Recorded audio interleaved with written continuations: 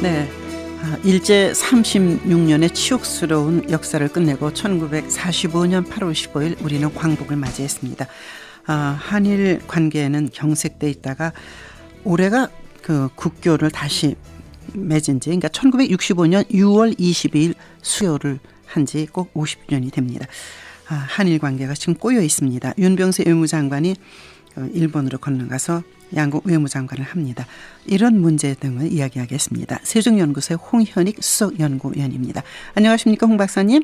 네, 안녕하십니까? 네, 세종연구소에서 조사를 한 내용을 보니까 한국과 일본 그 두 나라 국민들이 서로를 어떻게 인식하고 있나 이런 게 나와 있더라고요. 네, 좀 설명해 주십시오. 네, 뭐 이번에 그 50주년을 맞아서 여러 군데서 이제 여론조사했는데요. 네.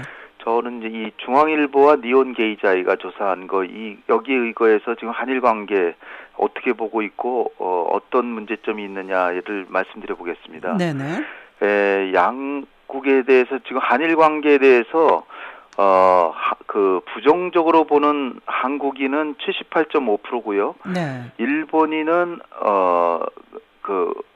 일본인 역시 54.6%, 절반 이상이 다 부정적으로 보고 있는데요. 네. 이 수치는 부정적으로 보는 양국의 국민의 그 수치는 5년 전에 비해서 3배 이상 다 늘었습니다. 네. 그러니까 굉장히 그 인식에서도 굉장히 악화된 게 명확히 보이고요. 네. 한일 관계를 긍정적으로 보는 한국인은 3.7%, 일본인은 5%. 그러니까 그래요. 국민의 양국 관계가 괜찮다라고 보는 건 5% 미만이고요. 네. 그래서 이제 그럼 이 책임이 어디에 있냐? 한국인은 일본의 책임이 있다고 하는 사람이 62.7%, 네. 일본인은 한일 양측에 있다라고 하는 게 67.2%. 그러니까 대체로 상대방에게 책임이 있다라고 보고 있고요. 네. 그다음에 이제 서로에 대한 이제 감정을 볼 때 일본에 대해서 부정적 감정을 가진 한국인이 58%, 네. 일본인도 한국에 대해 부정적 감정이 28.3%. 일본은 우리에 비해서는 한국에 대한 네. 부정적 여론이 좀 반밖에 안 되지만 이것도 굉장히 많이 늘은 겁니다. 그래요? 그다음에 상대방에 대해서 악감정을 갖는 이유는 한국은 일본의 과거사 문제에 대한 파렴치한 태도, 이것 때문에라고 50% 나왔고요. 네. 그다음에 독도, 정치 지도자 발언으로 보고 있고, 일본은 좀 다릅니다. 일본은 한국인의 국민성이 나쁘다. 이게 35.2% 제일 많고요. 네. 그다음에 이제 우리 지도자의 발언을 꼽고 있고요. 네. 그다음에 이제 지금 문제가 되고 있는 군 위안부 문제에 대해서 네. 이 일본이 충분히 또는 일정 정도 대응했다고 반응한 한국 사람들은 2%, 8%. 합쳐야 10%밖에 안 됩니다. 네, 우리는 아주 부족하다고 생각하는 거죠. 네. 일본인 응답자는 43%가 일정 정도 대응했다라고 답했고 21%는 충분히 대응했다고 답했습니다. 그러니까 60% 이상이 네. 위안부 문제에 대해서 일본이 제대로 하고 있는데 왜 그러냐 이렇게 보고 있으니까 지금 양국 관계가 좋을 수가 없죠. 그렇죠. 그다음에 이제 그러나 이제 좀 희망적인 거는 양국 관계 개선을 위해 노력해야 된다는 의견은 한국이 92%, 일본은 84%. 그러니까 관계는 개선해야 된다라고 국민들이 보고 있고요. 네. 그리고 이제 아주 희망적인 거는 일본의 20대의 경우는 호감이 36.8%인데 악감정은 6%밖에 안 됩니다. 그러니까 네. 일본의 젊은이들은 아직도 한국에 대해서 좋은 인상을 갖고 있다. 그리고 관계 개선이 필요하다고는 양국 국민이 다 느끼고 있기 때문에 가능성은 아직 있다 이렇게 봅니다. 네. 윤병세 외무장관이 먼저 손을 내미는 형태로 이제 일본을 방문하는 것 같은데 몇 가지 현안들이 있지 않습니까? 뭐 많이 있는데 한일 간의 관계 개선에 물꼬가 트일까요? 예, 처음에 말씀하신 것처럼 22일이 이제 수교 50주년인데 네. 21일 날 하루 전날 우리 박근혜 대통령 그 외무장관으로서는 처음으로 그렇죠. 방위를 하는 건데요. 사실 2년 반 출범한 지 2년 반 돼 가는데 처음으로 우리 외무장관이 일본을 가는 겁니다. 그래서 가는 것 자체가 일단 의미가 있고요. 네. 기시다 외무상하고 이제 회담을 하는데 여기서 과연 위안부 문제에 대한 타결책이 나올 것이냐. 이게 이제 관심의 초점이고요. 네. 그거 외에도 뭐 일본의 근대산업시설 세계유산 등재, 네네. 또 일본산 수산물 수입 규제 이런 것도 이제 논의를 하겠는데, 네.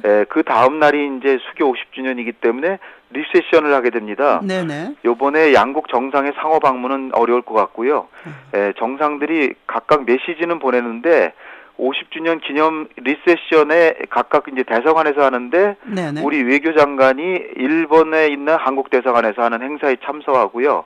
일본 외무상도 이 행사에 참석할 것으로 이제 보이고요. 네. 한국의 일본 대사관에서는 이제 리세션을 하는데, 일본 측에서는 노카다 이란 의원 연맹 회장이 방한하는데, 네.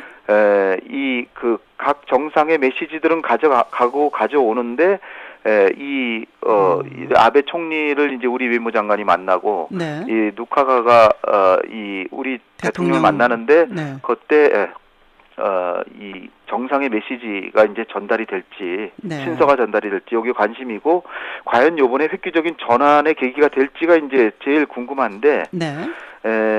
그 뭐 요번에 그래도 우리 외무장관이 처음으로 일본을 가기 때문에 일단 기대를 가지고 지켜는 볼 수 있을 것 같습니다. 네, 뭐 누카가 이 사람이 뭐 11선의 아주 대단한 중진 정치인이라고 그러더라고요. 네. 근데 박근혜 대통령이 최근에 위안부 문제 관련해서 상당한 진전이 있다 이렇게 직접 얘기하지 않았습니까? 네. 정말 상당한 진전이 물밑에서 있는 것인지 이게 어떤 의미가 있습니까? 네. 대통령께서 사실 미국을 가시기로 했었잖아요. 네네. 그런데 이제 지금 메르스 때문에 연기를 하셨는데요. 네. 그때 이제 워싱턴 포스트하고 그 회담을 하면서 보통 상대국을 방문할 때 그 나라 언론하고 좀 인터뷰를 그렇죠. 해서 분위기를 만들잖아요. 네. 그게 이제 사실 방문을 안 하셨기 때문에 워싱턴 포스트에 뭐 전문이 실리지는 않았지만, 그 내용을 보면 위안부 문제에 대해서 최종 협의 중이고 진전이 있었다.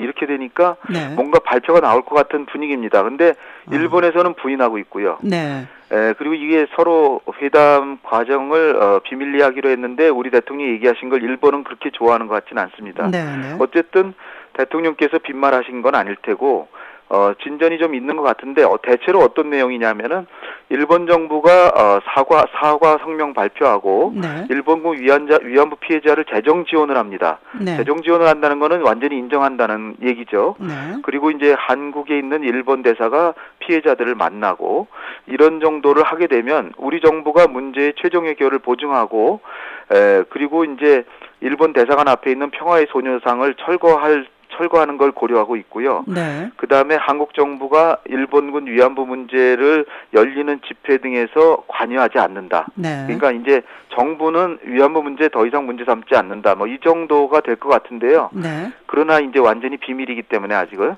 예. 좀 지켜봐야 될 것 같습니다. 이제 그런 그 대통령의 말씀은 미국을 방문하기 전에 한일 관계의 정상화를 원했던 미국에게 던지는 뭐 유화적 메시지일 수도 있었겠네요. 근데 방미가 이제 연기됐기 때문에 네. 네, 알겠습니다. 근데 지금 이제 걱정스러운 거는 일본이 상당히 그 미국 쪽 입장에 서서 뭐 AIIB든 이런 데 가지 않으면서 밀착되고 있지 않습니까? 미국하고 네. 일본 관계가. 그런 가운데 우리는 메르스가 덮치고 또 중국 쪽으로 너무 가는 거 아니냐. 미국의 일부 시각이 있습니다. 네. 국제 무대, 이 동북아에서의 우리의 위상이 지금 어떻게 돼가는 겁니까? 예. 지금 일본인들의 한국에 대한 감정이 나빠진 이유 중에 큰 이유 중에 하나가 네. 한국은 완전히 중국 편으로 돌아섰다 이런 얘기를 하면서요. 네. 미국에도 이런 얘기를 해서 미국의 한국에 대한 감정도 악화시키고 있습니다. 예. 그러니까 이제 우리로서는 이번에 대통령께서 미국에 가시면 한미 관계를 굉장히 격상된 걸 보여줘서 이제 우리도 만회하려고 그런 생각들을 이제 했는데요. 네네. 사실 일본하고 우리가 미국과의 그 우호 경쟁에서 네. 경쟁할 필요가 없다. 저는 그렇게 봅니다. 왜냐하면 우리는 중국하고도 어떻게든 가깝게 지내고 경제적으로 워낙 긴밀해졌기 때문에 그렇죠. 예. 우리의 사활이 걸려 있다라고 이제 보여지니까 한미 동맹을 기조로 하되 중국과도 잘 지내려고 하는데 네네. 일본은 중국하고 완전히 경쟁 또는 대립하면서 그렇죠. 미국하고만 친하려고 하거든요. 네, 생각과 열돈이 뭐 여러 가지가 또 있지 않습니까? 예. 네. 우리가 그러니까 일본보다 더 미국에게 총애를 받는 거 이거는 쉽지 않을 것 같습니다. 그러니까 네. 우리는 한미 동맹을 기조로 하되 중국과도 친하게 지내는 걸로 만족하고 네네. 그리고 한일 간에도 이번에 우리 장관이 가시는 것처럼 좀 따질 건 따지지만 만나서 따지는 네. 아예 만나지도 않고 그러니까 미국이 한일 관계가 안 좋은 책임이 한국에 있다 이렇게 보는 측면이 있어서 그렇거든요. 그렇죠. 예. 그러니까 그렇게 하지 말고 만나기는 하되 만나서 따지는 네네. 그런 식으로 가고 그리고 이 한미 동맹이 우리 대외 정책의 기저라는 거를 중국에게도 자신 있게 얘기하고 네네. 그러나 한미 동맹은 반중 동맹은 아니다라는 건 또 우리가 적절히 조절해 나가는 지혜가 필요하다고 봅니다. 예.